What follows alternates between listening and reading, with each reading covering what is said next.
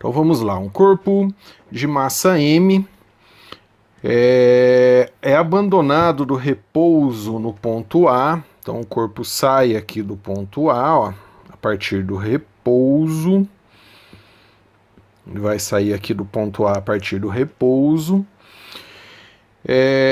Do trilho liso abaixo, e após realizar o looping de raio R, atinge o trecho horizontal. Então o corpo vai sair, vai completar toda a pista, completar o looping, vai embora no trecho horizontal. Desprezando qualquer resistência ao deslocamento, ou seja, não existe atritos, e sabendo que a aceleração da gravidade é g, qual o módulo da quantidade de movimento desse corpo ao passar pelo ponto B? Então aqui ele quer, a hora que o corpo estiver passando aqui pelo ponto B, ó, qual a sua quantidade de movimento. Lembrando que quantidade de movimento é massa vezes velocidade. É isso que eu desejo. Analisando as alternativas, estão todas em função de massa, raio e gravidade, onde raio é o raio do looping. Então a massa está aqui já. Falta eu achar, né? Aqui, ó, todas as alternativas têm massa. Falta eu achar o valor da velocidade. Aí eu sei qual alternativa é. Como eu vou encontrar essa velocidade? Vamos lá.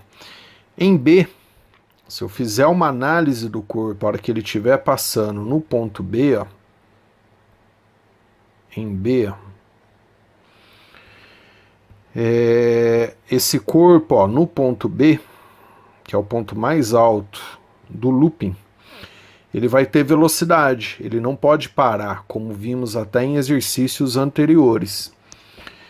Por que que ele não pode parar? Porque se esse corpo descer aqui, ó, pela pista, ele vai completar o looping. Se ele para aqui no ponto mais alto, hipoteticamente dizendo, ele cai. Então ele não pode parar no ponto mais alto. Ele tem que ter um valor de velocidade para ele completar o looping. É essa velocidade que eu desejo, que daí eu tenho a quantidade de movimento no ponto B. Como é que eu encontro esse valor de velocidade? Eu só consigo encontrar através de análise de energia. Analisando no ponto B, ele vai ter energia cinética, porque ele tem um valor de velocidade, ele não pode parar, senão ele cai, que é igual a massa vezes velocidade ao quadrado sobre 2. É essa velocidade que eu desejo, exatamente essa velocidade aqui, ó, porque daí eu tenho a quantidade de movimento do corpo.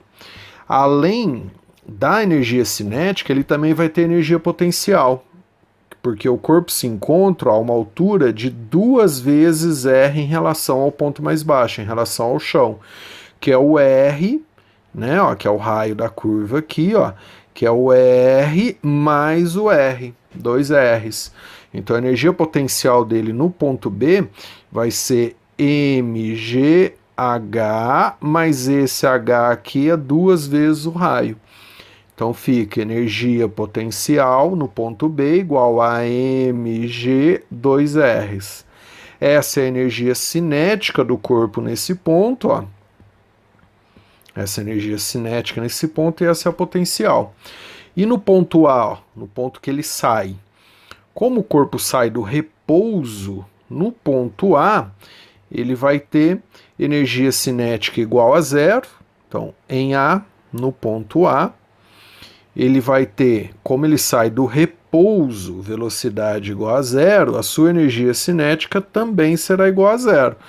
Porém, ele tem uma altura em relação ao chão que é 5 meios de R. Então, ele vai ter potencial. Então, a energia potencial no ponto A vai ser igual a mgh. Porém, esse H aqui, ó, que é o H do ponto A que foi dado, ó, ele é igual a 5 meios de R.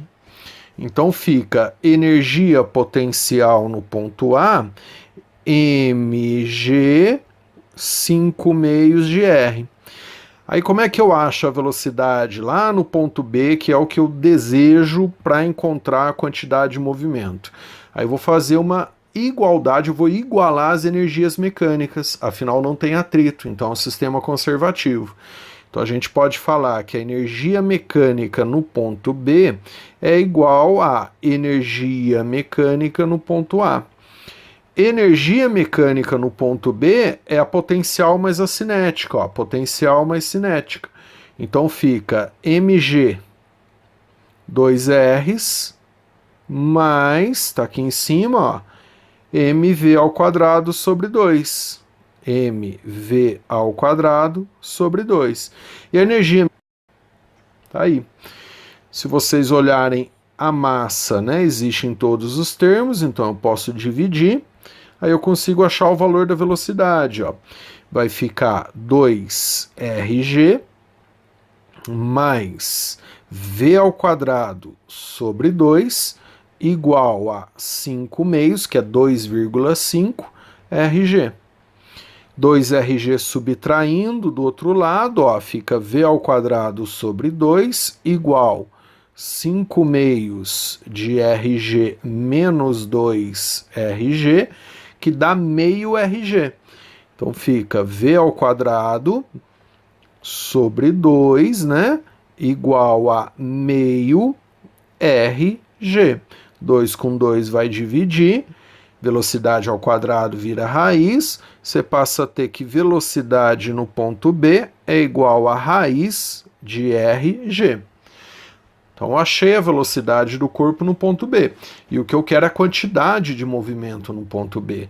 Porém, quantidade de movimento, ó, vai ser igual a massa vezes a velocidade. Então fica quantidade de movimento no ponto B, massa vezes raiz de R vezes G. Essa é a resposta.